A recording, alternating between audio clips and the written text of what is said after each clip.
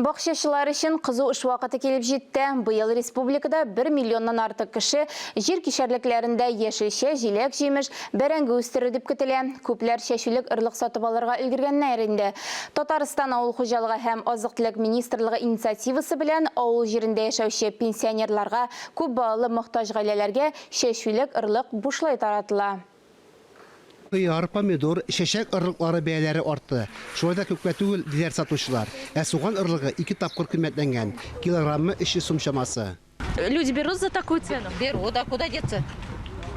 Плохо взошло она нынче, лук, из-за жары. Суган, башка яшелчә культуралары ырлыкларын бушлай да алырга мөмкин. Татарстан авыл хуҗалыгы министрлыгы ел сайын пенсионерларга, шулай ук авылда яшәүче күп балалы аз керемле гаиләләргә утырту материалын тарата. Авыл хуҗалыгы һәм азык-төлек министрлыгы инициативасы белән яшелчә культуралары ырлыклар сатып алуга 15 миллион сум акча бүлеп бирелде. Бу акчага 28 тонна шәшүлек суган, 600 тонна кишер, 120 мең кәбестә үсентесе алынды.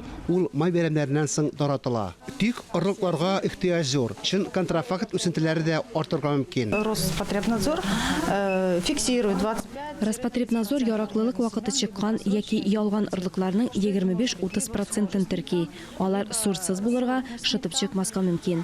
Ырлык пакетларына һәр партияның номеры, тикшереше, дәүләт реестры буенча таныклык номеры күрсәтелә. Бары сатып алучыларга да документларны тикшерергә, этикеткаларны игътибар белән өйрәнергә киңәш итәләр. Владимир Деникин үзендә үсемлекләргә теплица шартларын булдырган. Аның кеше бакчасы бар.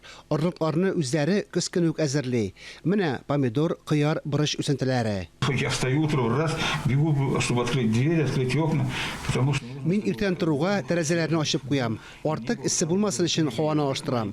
Үсентеләр кечкенә балалар кебек. Аларны вакытында тукландырмасаң, су сипмәсәң, теләгәнчә үсә алмыйлар бит. Үсемлекләрне вакытында тукландырсаң, кышка мул уңыш әзерләп куярга мөмкин, ди Владимир Деникин.